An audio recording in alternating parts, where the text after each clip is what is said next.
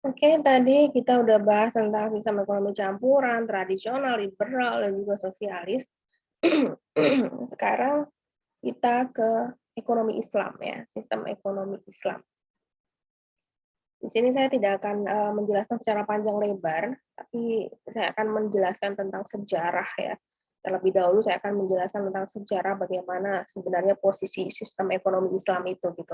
Kenapa dia baru saja sepertinya baru-baru ini ya, baru-baru ini apa namanya lagi menjadi tren gitu di negara-negara lain, bahkan bukan di negara Islam saja gitu.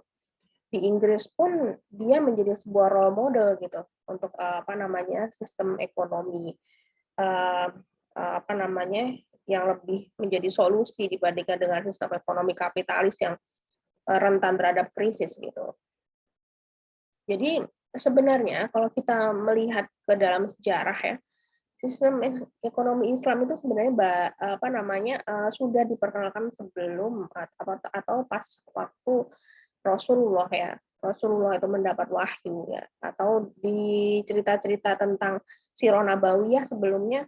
Bahkan kalau kita berbicara ekonomi pun sebelum Nabi Adam apa namanya pas zaman Nabi Adam juga udah ada itu kegiatan ekonomi gitu. Tapi ekonomi Islam yang memang benar-benar ada itu waktu Rasulullah gitu kan, waktu bagaimana cara beliau berdagang sampai beliau itu dibilang adalah seorang yang apa namanya terkenal dengan kejujurannya Al-Amin ya. Maka sampai oleh orang Quraisy pun yang merupakan musuh dari orang Muslim gitu, uh, tetap memberikan gelar kepada Rasulullah adalah Al-Amin ya. Jadi orang yang bisa dipercaya. Jadi transaksi apapun dengan Rasulullah ya, baik itu tentang ekonomi dan juga yang lainnya tentang politik, itu eh, tetap gelar Rasulullah adalah seorang yang bisa dipercaya ya. Kemudian kita bisa melihat apa namanya kisah dari Rasulullah waktu beliau sebelum menjadi nabi ya diangkat menjadi rasul itu waktu itu beliau masih berniaga dengan istri beliau ya yang waktu itu belum menikah ya Siti Khadijah ya. Waktu itu beliau sampai ke Syam, bagaimana utusannya dari Siti Khadijah ini melihat cara berniaga Rasulullah, cara beliau untuk apa namanya menarik pembeli tanpa memanipulasi ya, tanpa berbohong, memperkenalkan produknya seperti ini tanpa kebohongan apapun gitu. Sehingga orang itu mau membeli barang-barang yang dijual oleh Rasulullah. Sehingga Khadijah pun apa namanya merasa sangat apa namanya ini ya nyaman untuk berbisnis dengan beliau gitu.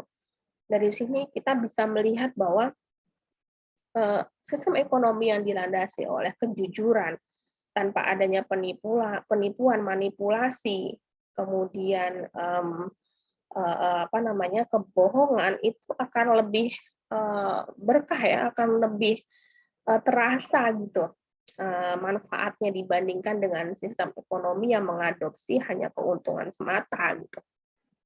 Itu makanya sistem ekonomi Islam itu sudah dikenal atau apa namanya pada waktu Rasulullah. Kemudian Bapak ekonomi Islam sendiri itu juga sudah diperkenalkan waktu itu adalah Ibnu Khaldun ya. Jadi kapan sih sebenarnya masa Rasulullah itu ada gitu ya? Kalau dalam sejarah Barat itu pernah mengalami tahun-tahun kegelapan ya, the Dark Age ya. Jadi sebelum Adam Smith itu sebenarnya ada sebuah era di mana peradaban Barat itu sedang mengalami hancur-hancurnya ya, karena di sini semuanya orang Barat lebih mempercayai dogma-dogma dari gereja ya. Jadi waktu itu seperti kalau kalian pernah baca ya Kopernikus sampai dipenggal oleh gereja karena mengatakan bahwa bumi itu mengitari matahari gitu. Sedangkan dogma dari apa namanya ke gereja waktu itu ya. Dogma gereja waktu itu bumi itu dikelilingi oleh matahari. Jadi matahari itu mengelilingi bumi. Ya, sedangkan Kopernikus berbeda gitu. Kopernikus mengatakan bahwa bumi itu mengelilingi matahari. Jadi dia harus membayar semua itu dengan hukuman yang sangat berat ya. karena berbeda dengan dogma. Maka dari situlah tidak ada penemuan-penemuan baru di Barat gitu. Yang ada hanyalah ya dogma-dogma yang gereja, ya, ajaran-ajaran gereja waktu itu yang harus diterima oleh Barat gitu. Itu masa-masa sebelum munculnya revolusi industri atau Renaissance ya.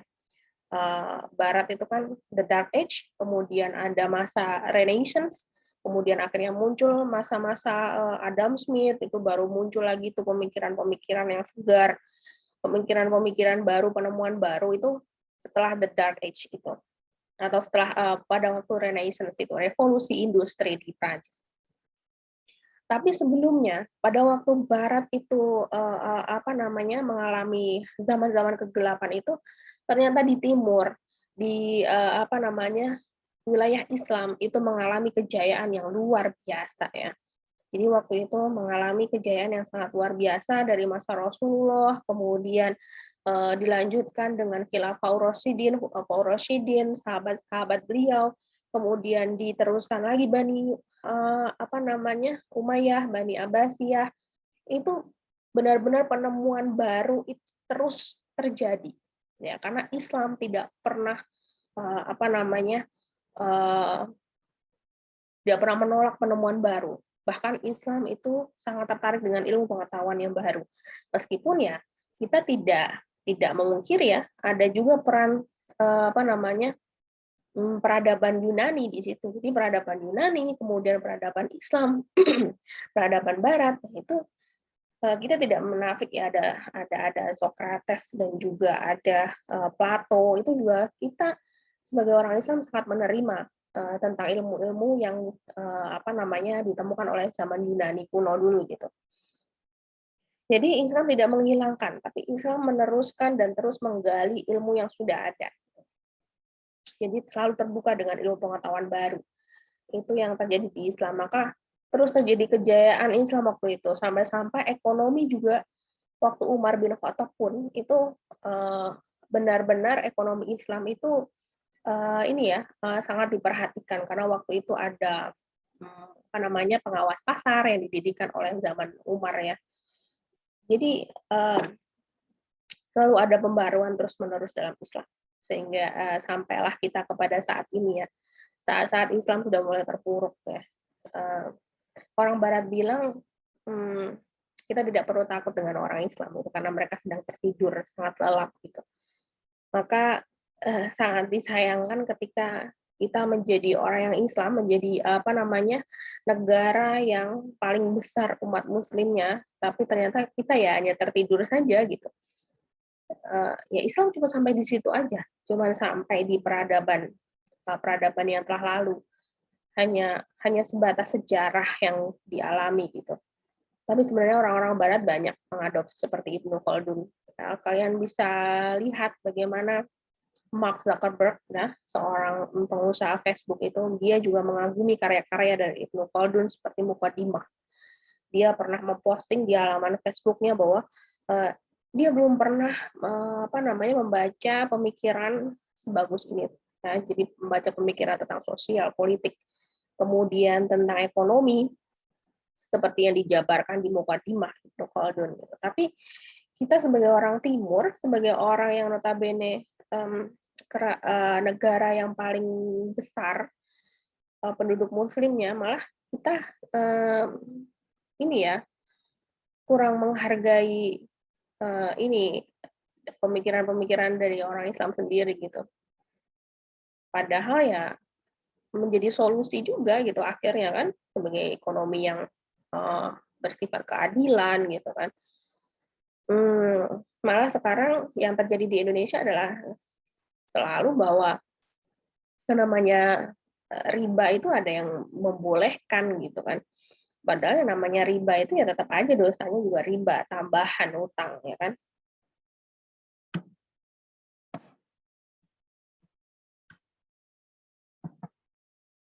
Oke, definisi ekonomi Islam adalah berfungsi sebagai identitas tanpa mempengaruhi makna dan definisi ekonomi itu sendiri.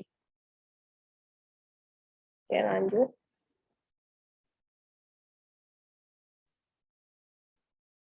Nah, ini adalah knowledge of Islamization of knowledge ya. Jadi pengetahuan Islam itu berasal dari pemikirannya Syekh Muhammad Taqi Al-Atas, ada Ziauddin Zardar, kemudian ada Ismail Razi Al-Faruqi. Ya, ini tentang Islamisasi ilmu. Nah, ini perkembangan keilmuan Islam melalui periode kenabian seperti tadi yang saya bilang ya. Ada Khulafaur Rasyidin, dinasti Umayyah, dinasti Abbasiyah, ya, kemudian berakhir di penyerangan kaum Tartar, kemudian berakhir di periode Utsmaniyah, ya, Turki Utsmani itu menjadi sebuah dinasti terakhir ya setelah Turki Utsmani selesai dinastinya ya, waktu itu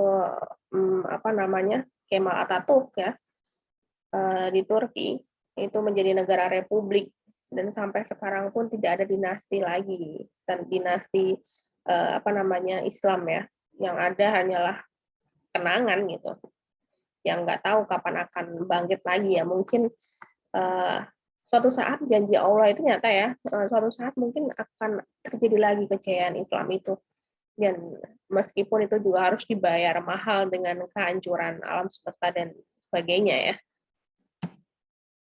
Nah, ini sejarah ekonomi Islamnya tadi sudah saya jelaskan sedikit ya, di mana posisi Islam waktu itu. Jadi sebenarnya ya pada intinya ekonomi Islam itu lebih dulu dikenal, lebih dulu lebih dulu dipakai dibandingkan dengan sistem ekonomi kapitalis yang gadang-gadang oleh Adam Smith ya. Jadi karena the dark age, masa kegelapan di barat, ternyata kejayaan Islam itu ada, dan di situ ekonomi Islam itu tumbuh dan berkembang dengan sangat baik di situ. Ya.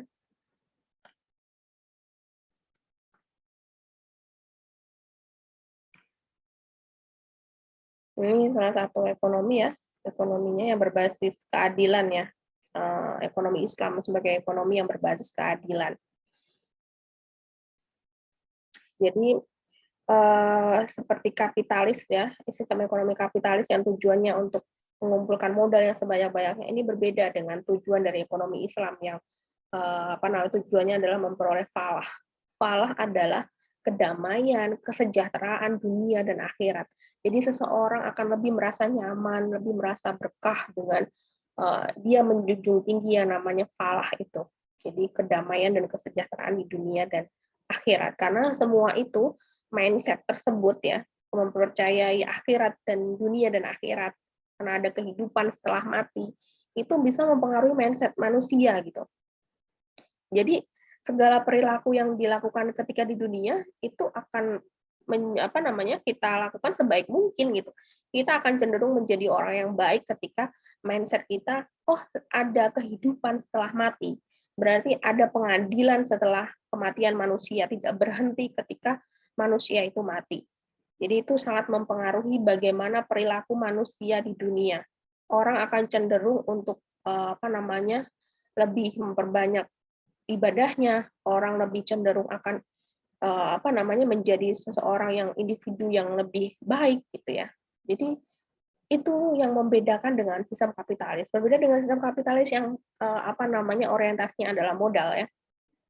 Jadi ketika modal itu kan sesuatu yang sangat duniawi ya. Jadi ya pemikirannya hanya sampai di duniawi saja, tidak sampai ke kehidupan setelah mati itu, bahwa ada kehidupan yang lebih abadi di situ.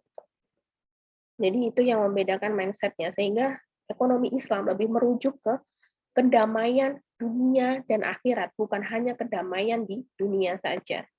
Itu yang membedakannya dengan sistem ekonomi konvensional atau kapitalis, sosialis, and etc.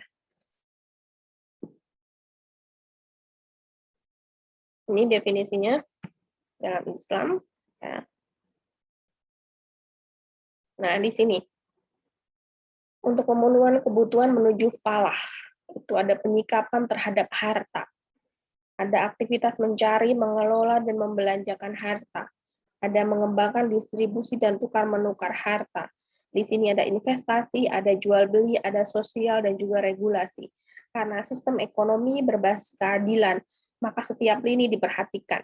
Jadi kehidupan tidak melulu tentang bagaimana mencari kekayaan saja, tapi bagaimana mereka lebih berempati terhadap yang lainnya.